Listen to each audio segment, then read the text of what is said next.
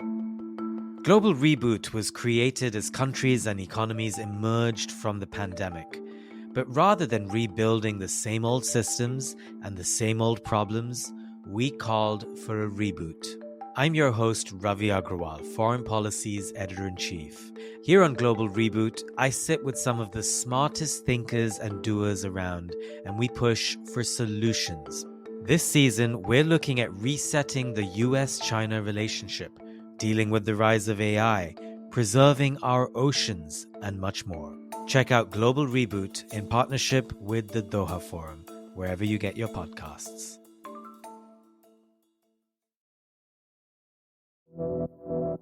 You're listening to One Decision, the podcast that looks at the choices made that shape our lives. I'm your host, Julia McFarlane.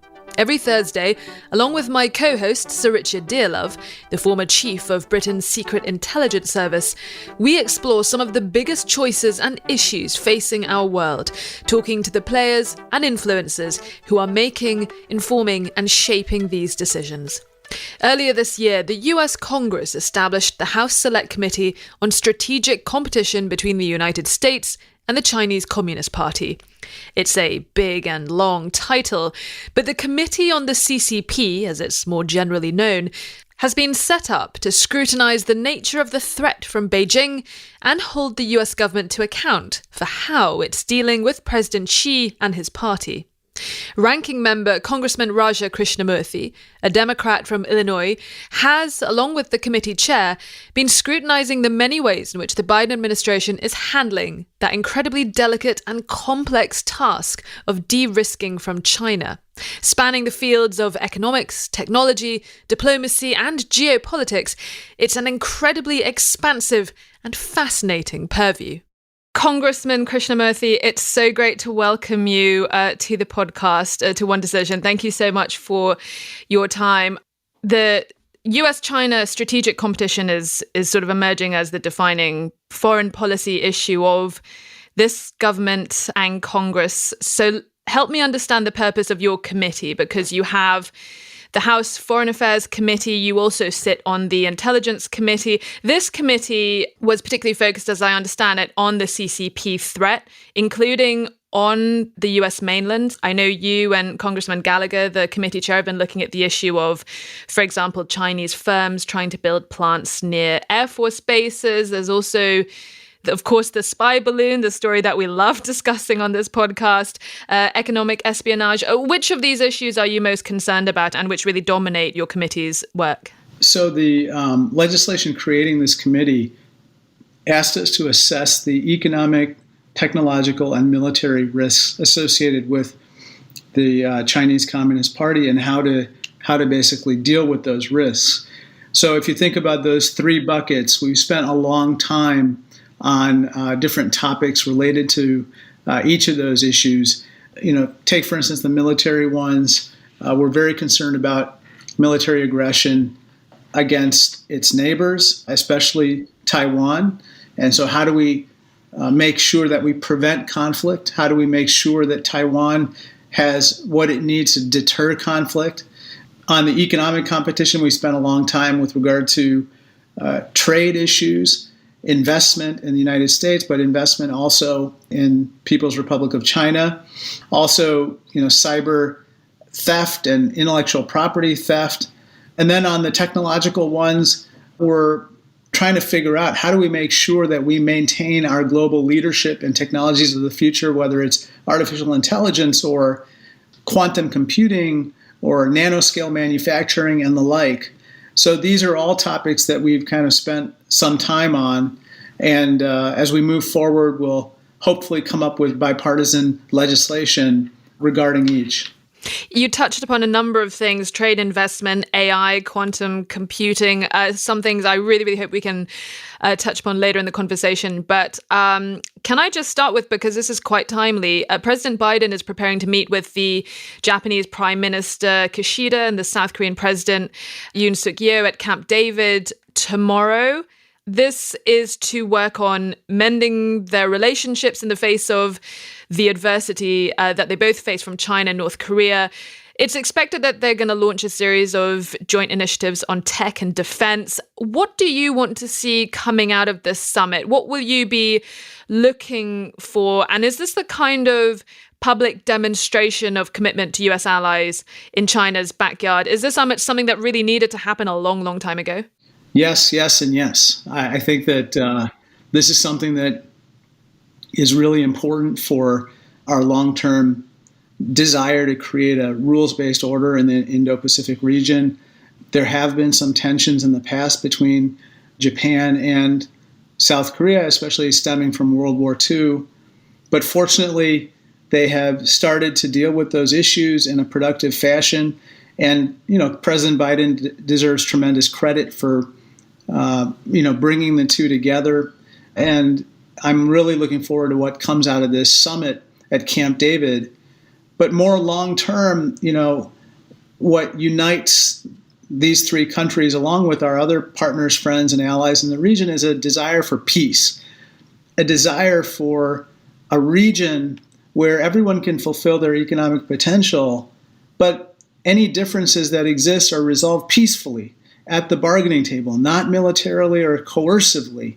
And that's why we view what the CCP is doing, whether it's in the South China Sea or the Taiwan Strait or even in the Himalayas with regard to India, as so disquieting, and why we have to come together as neighbors, friends, partners, and allies to basically say, look, we want to operate by the rules of the road, so to speak, in this region, and we want to stand united against any aggression. You mentioned our allies and how they're having to deal with Chinese expansionism in the Pacific region. I wanted to ask something that I am really interested in, which is the rather concerning number of Pacific island nations that have increasingly chosen to recognize China over Taiwan. Both the Solomon Islands and Kiribati have, in the last 4 years, switched recognition from Taiwan to China, both in 2019. Today, Nauru, the Marshall Islands, Palau, and Tuvalu are the only states in the Pacific now that maintain formal diplomatic relations with Taipei. I mean, China is making real inroads. It has more than half a dozen comprehensive strategic partners in the region. And we looked at the issue of China last year, signing a security agreement with the Solomon Islands. The fact that they could very soon be sending troops and establishing a permanent base on the islands, less than 2,000 kilometers away from Australia. Can you talk to us about the situation with regard to the coalition building that the US is or perhaps isn't doing as much as it needs to in the Pacific with regards to solidarity against China and for Taiwan? Again, I think the Biden administration deserves a lot of credit for bringing these island nations together, not just to address their security concerns, but also their economic development ones. And in Congress, we've welcomed representatives of all these countries as well, with an eye toward how do we offer them alternatives to what the CCP might offer them in terms of the Belt and Road Initiative. I like to say that the CCP is almost like a predator-creditor with regard to the Belt and Road Initiative. Some of these economic development programs might seem appealing at first, but once you look under the hood, so to speak, kick the tires and find out what the terms and conditions of these programs are, and you start to have to deal with the financing of them, they turn out to be much more of a burden than perhaps the citizens of those island nations, those South Pacific island nations, would want. All that being said, we have to offer an alternative. And so we are now in talks with the Japanese, Australians, and others to figure out how do we come together and help to finance some of the important infrastructure needs of this region so that we have an alternative to Belt and Road. And at the same time, how do we forge closer security ties? So I'm looking forward to seeing those ties blossom. Finally, I would just say that the Chinese economy is in a tailspin right now for various reasons, including a 22% youth unemployment rate, a real estate market that's tanking, and future demographic freefall where their population is shrinking. They're having to turn inwards, and they are constraining even their own outlays with regard to Belt and Road Initiative. And I think that they're going to start to probably call in some of those loans that they've made. So for all of these reasons, I think that we have to put our front foot forward and be proactive. Right. I mean, it's interesting because you talk about the US working with allies in the region like Japan. There is, of course, the AUKUS Security Pact with Australia. These big beasts in the region who the US is partnering to counter China. But something that the Chinese are doing is they are courting tiny nations as well as big ones. They are trying to gather more friends, more economic partnerships with perhaps smaller nations who maybe feel like the US isn't looking at them because they don't have the economic heft of countries like Japan or India. And it's something that matters particularly in international institutions such as the UN, where you rely on state votes. And the Chinese are sort of gobbling up solidarity from a lot of international countries who have not been obvious targets of US diplomacy. I mean, is this something that you feel the US government needs to change? Do you guys need to start, wooing the little guys, so to speak? Well, absolutely. I think we have to continue to talk to anyone and everyone in the region. I think President Biden is doing that now, and I look forward to kind of partnering with him through Congress on these initiatives. I just don't think we can ignore anyone at this point. I'd like to ask about President Biden's recent executive order to block and regulate US investment into China. This was a move designed to blunt China's ability to upgrade its military. The Chinese Ministry of Commerce obviously not happy about this, saying that they were concerned and reserved the right to take measures.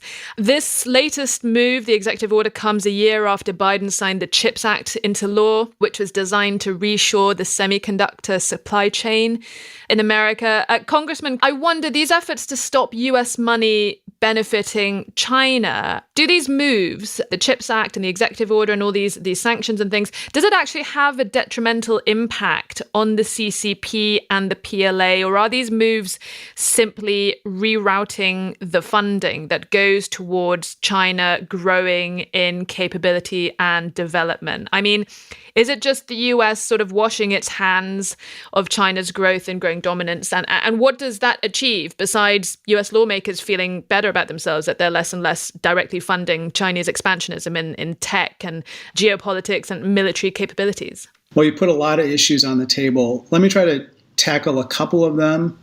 With regard to, for instance, the export controls that were imposed in October, those were with regard to the highest powered semiconductor chips that the CCP and its affiliated entities are using to train artificial intelligence models in various spheres, but most problematically in the military one, whether it's with regard to hypersonic missile programs or nuclear program, or even with regard to perfecting facial recognition software that they use for surveilling the Uyghurs as part of their genocide. So the reason why we're imposing those export controls is not so much about economics as it is about preventing the CCP from using those highest powered semiconductor chips to harm our national security or our values. And the same could be said with regard to the outbound investment restrictions that are being imposed on certain venture capital funds and private equity funds that are providing not only funding but also technical expertise and know-how in those same technologies that, by the way, we're restricting with regard to the export controls.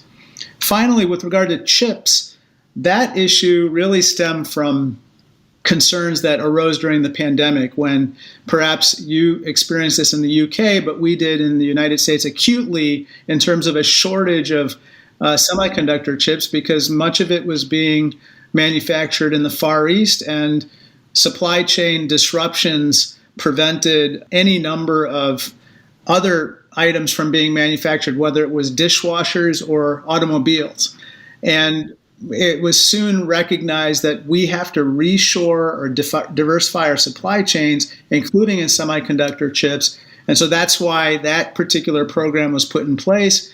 And it, by all accounts, it's been very successful in attracting a lot of inbound investment for the manufacture of an ecosystem, which unfortunately, kind of left the United States some decades ago. Right. I mean, you talk about blocking the Chinese from getting their hands on these advanced semiconductors, the technical expertise and know-how that you mentioned. How damaging has that been for the CCP and the PLA? I mean, are these things that the Chinese can simply look elsewhere, buy from other countries? And if not, if none of the alternatives match the quality of the US exports, how long before other countries can provide the Chinese, or is this something that they could even provide for themselves? Well, these are good questions. What was really different about the nature of the export controls that the Biden administration put in place in October compared to some other past export controls was that it was done on a multilateral basis.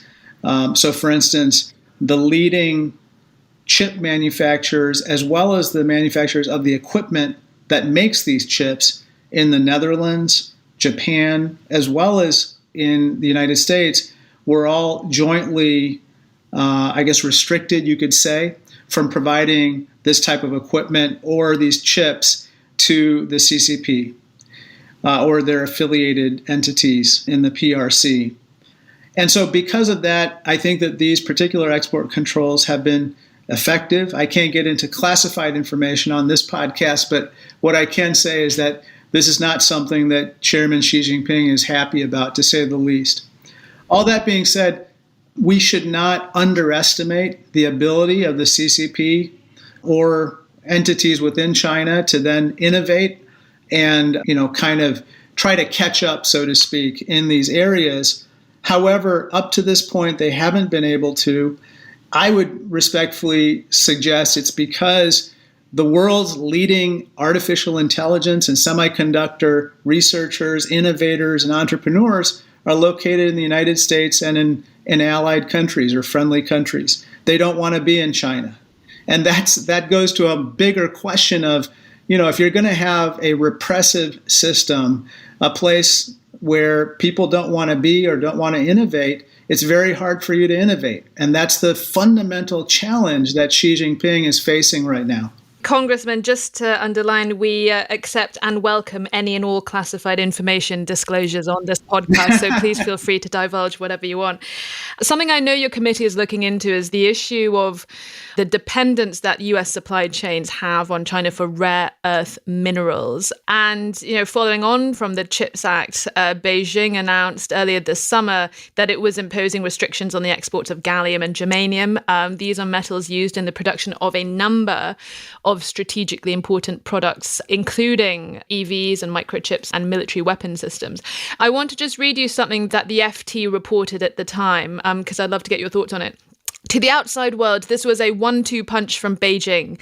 Firstly, it showed that China controlled the supply chain for dozens of minerals classified in the US as critical to economic and national security.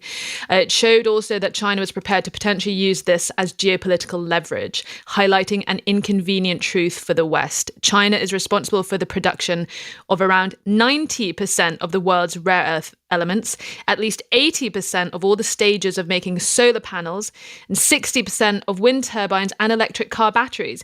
In some of the materials used in batteries and more niche products, China's market share is close to 100%.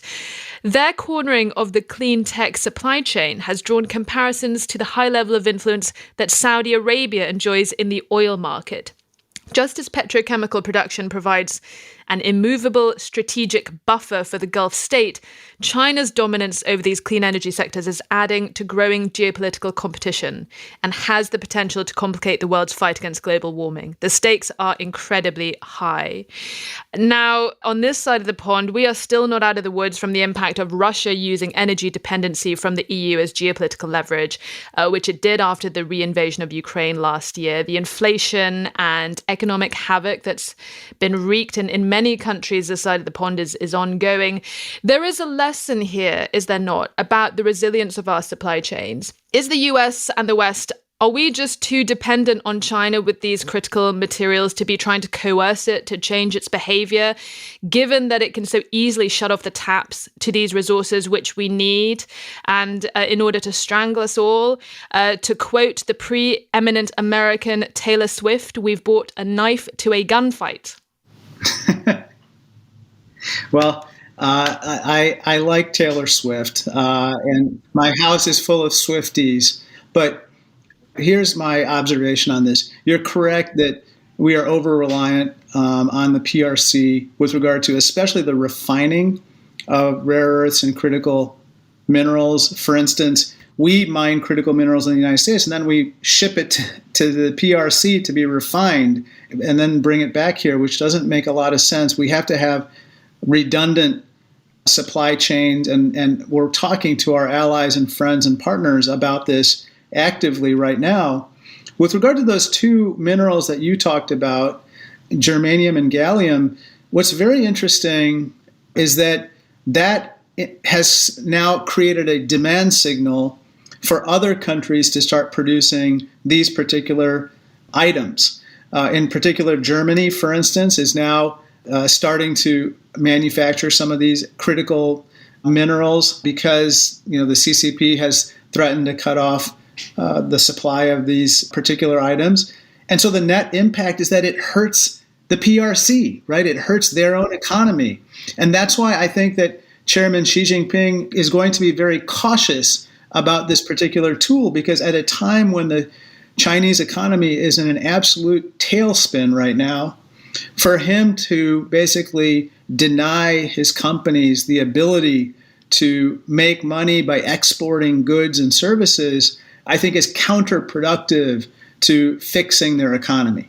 Is there like a contingency plan in the US government with regard to what if Beijing were to suddenly shut down all their exports of these rare earth materials, such as the ones the US need? I mean, do you guys have a plan in action for if something similar to what the Russians did with energy supplies to Europe? Is there a kind of cheat sheet for in the eventuality that the Chinese do something similar? I'd have to, if I told you, I'd have to kill this podcast. That's the problem. So I can't disclose anything I know about that. But here's the main point, which I think you're trying to get at, which is how do we make sure that we are prepared in the eventuality that the CCP uses its coercive means to try to get its way. We know that's how they do business. They've done it with Australia. They've done it with they did it with Japan at some point in the recent past in rare earths and minerals. And so now that we've seen this movie, so to speak, we need to understand what are we going to do to avoid the same impact of such actions. And that's why we have to work with our partners and friends to avoid that. I have a sort of fundamental question which I'm keen to ask the Congressman. And obviously my experience in terms of export controls goes back to the Cold War. And the fact is that export controls were a relatively straightforward issue during the Cold War because the economies of the Soviet Union and the West and the economies of communist China were not, particularly integrated. So it was quite straightforward to exercise a very strict policy of export controls. But one of the things that I'm puzzled by now with relation to the leadership of communist China is, we have economy in China which is massively integrated with the West. So the whole issue of export controls becomes hugely complex because of the overlap between technologies which have defense relevance and the same technologies which are used massively, in the domestic economy.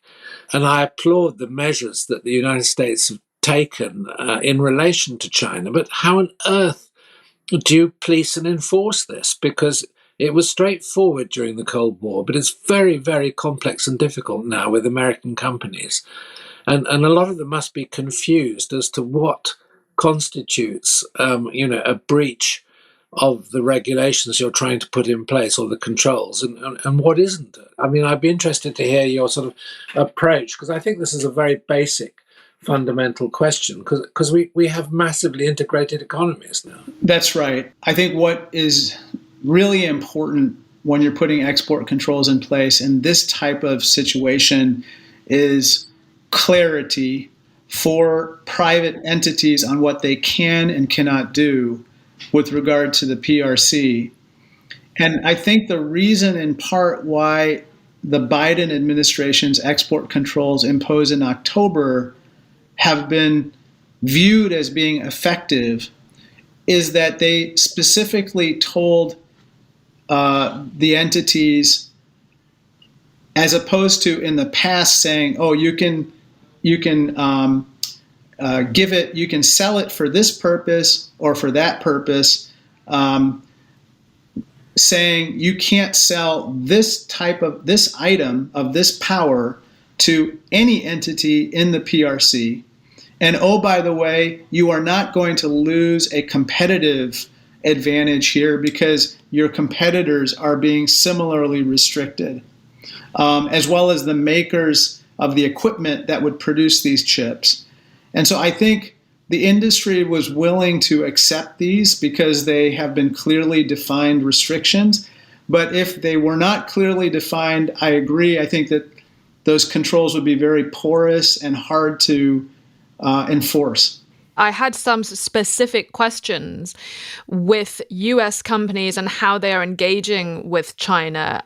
This is something your committee really takes seriously. Your committee chair, Rep. Gallagher, said on Face the Nation earlier this year, we're hoping to have a conversation with the NBA, with Disney, with other companies that my constituents have voiced over. You and your colleague, you've sent letters to the CEOs of Adidas, Nike, Shein, and Temu, asking them all about forced labor and banned cotton products that they use in goods that they sell to US customers.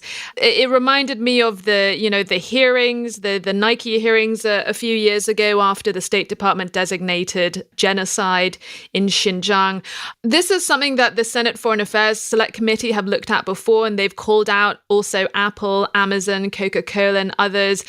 Your government, you've received such mealy-mouthed responses from all of these companies. What makes you think things will be any different now? Because the allure of the behemoth Chinese market is massive. I mean, if you look at what's going on in Hollywood, the necessity of the Chinese box office in order for big blockbusters and franchises to make a profit.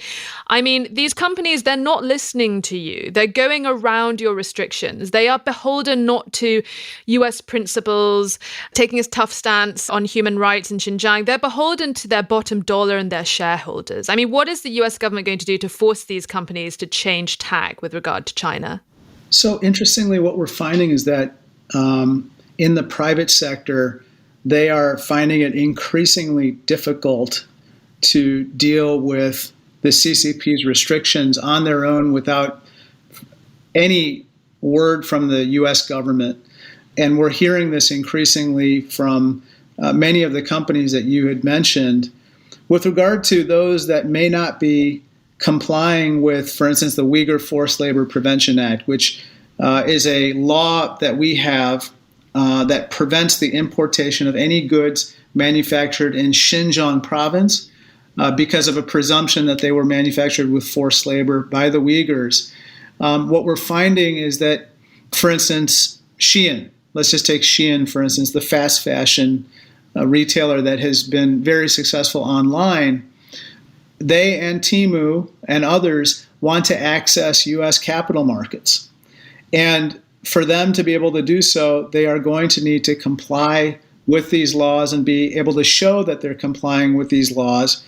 And mere lip service or ignorance is not going to be tolerated any longer.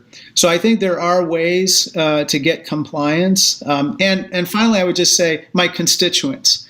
My constituents, and for that matter, most Americans, I respectfully submit, they don't want to purchase stuff that is made with forced labor. It's becoming a movement.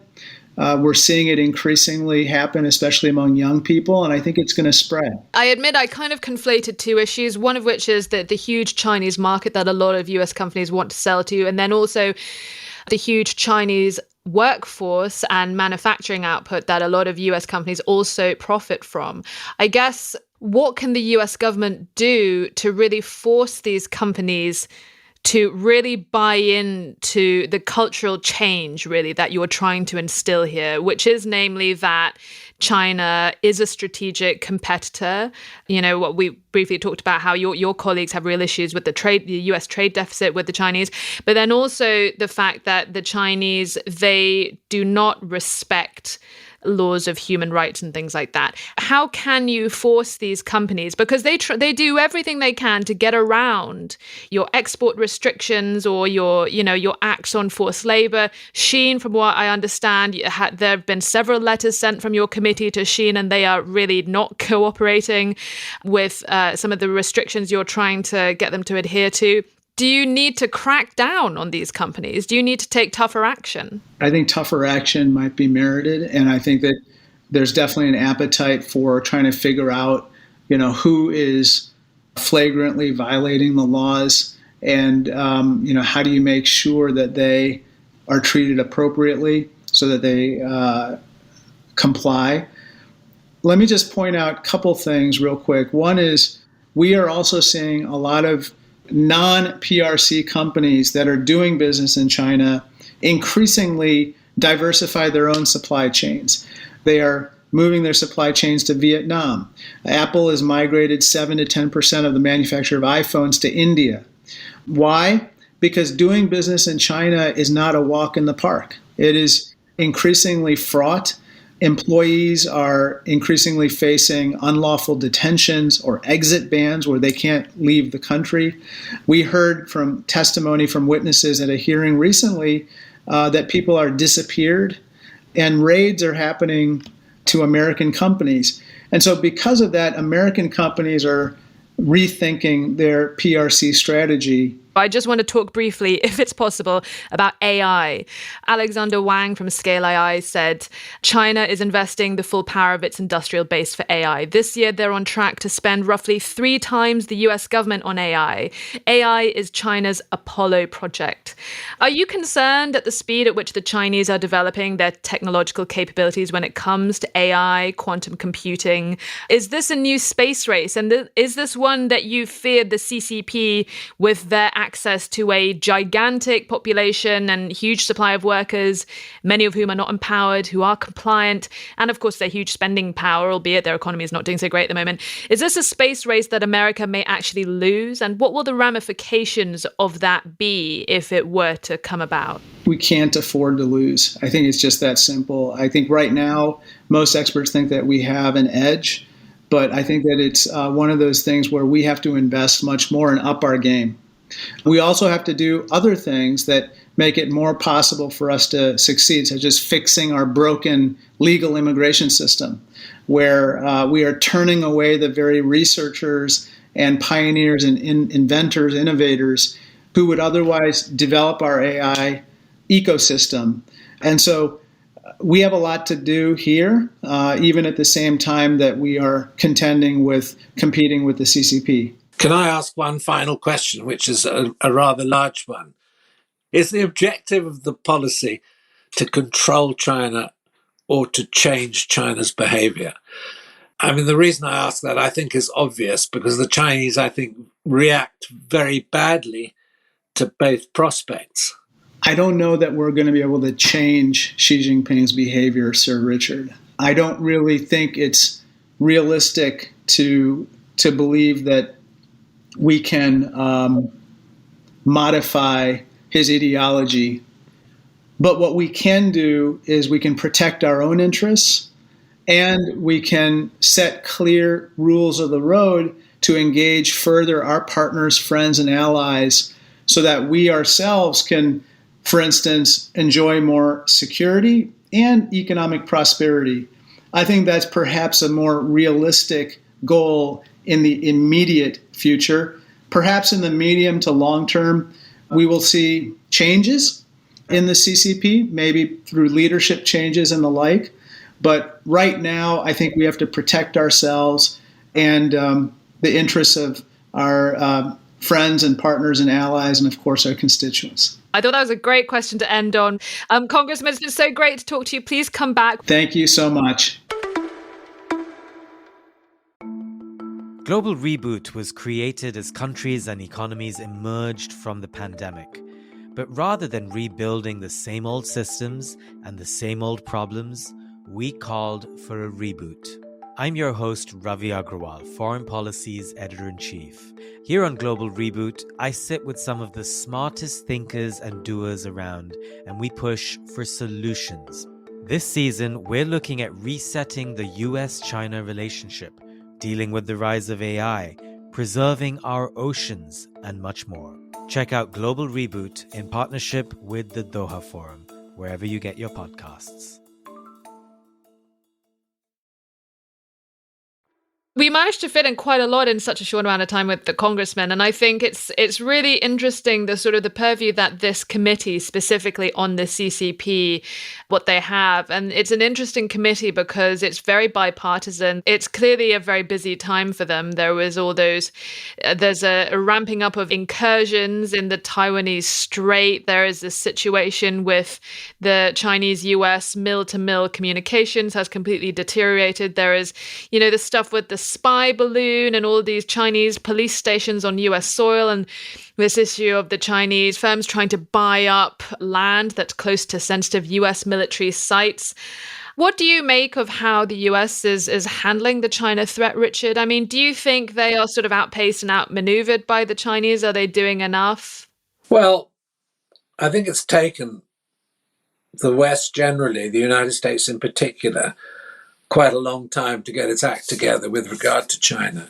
And of course, the irony is that it was Trump that started the policy change. And it's one of the areas, where I think you have consensus in Congress between Democrats and Republicans. So they are willing to work together. I think the difficulty is that, well, certainly the one I highlighted, I think the difficulty of implementation is huge. And I mean, one certainly got a very sophisticated response from the congressman. And I think in a way he was implying he understands the policy has limitations. But on the other hand, there are massive overlaps between the United States commercial engagement with China generally and what really are crucial defense issues. And I'm not clear in my own mind that it's easy to make the sort of separation and distinctions that he was advocating. One thing that really is what's quite clear in some of their recent committee hearings is that there does seem to be such a gap between the Republicans and the Democrats on the committee with regard to the role of diplomacy. And a lot of Republican members clearly are being quite vocal about what they see as sort of weak posturing by the Biden administration, particularly with regards to how they describe the Biden administration sort of running after the Chinese, chasing them, Biden trying to asking for a Biden-Xi phone call that hasn't happened, the Secretary Lloyd Austin getting rebuffed from his counterpart. They are very concerned at what might be sort of delays to sanctions in lieu of pursuing diplomatic channels. And it's really interesting because it is a very Republican ethos, this sort of peace through strength. I mean, do you think the Biden administration, do you think the Democrats are being too soft on handling China? Does it need to be handled a bit like Russia and Putin, that you have to be strong in order for them to respond? Well, I think the Chinese respect determination and strength, and striking this balance between, taking a hard line, but then maintaining dialogue, I think is very, very difficult. And you see that difference in the Republican attitude and, the attitude of the Biden administration. I think they're inclined to try to have a dialogue with the Chinese on strategic issues. And of course, there has been that Blinken visit, and there have been contacts between the Ministries of Foreign Affairs and State Department. But on the other hand, one could say that the only thing the Chinese really understand is a position of firmness and strength. And I think actually the Biden administration is not doing badly in terms of mixing those two issues, because it has been pretty indulgent in its relationship towards Taiwan. And I mean, Biden has actually said, and he's the only US president, I think, who said this, that, were there to be a military escalation by China against Taiwan, there would be an American response. I mean, that isn't actually official Chinese American policy. It's actually very funny because every time Biden says something about that policy, the White House to run out and be like, no, that's not actually our position. Well, of course, it isn't their stated position, but Biden has said very clearly that the US would intervene with the strength of their naval representation in the Pacific. So it's funny because they're supposed to maintain this strategic ambiguity. Ambiguity, yeah. And Biden's not concerned with that at all. No, and there isn't meant to be, there has never been a clear statement of policy that it's American policy to intervene where Taiwan is subject to, an invasion or let's say a blockade that amounted to an invasion. But Biden's, taken a different line. So, I think there are quite confusing signals, and it's difficult to interpret exactly where this administration sits on that sort of key strategic point. But, the good thing about the policy is that deterrence as a policy depends on uncertainty. So the Chinese are sitting there not quite sure what line the Americans would take. And in a way, that's, I think, a strength of American policy towards them at the moment. They might find themselves in a military confrontation with the United States, which, of course, is what the Chinese would very much want to avoid. That's it for this week's episode of One Decision. We drop new episodes every Thursday. Like and subscribe so you never miss an episode. Drop us a line. Tell us your thoughts. What decisions have impacted you and where you live? You can write to us. Our email is onedecision@onedecisionpodcast.com. From me and the team, thank you for listening and see you next time.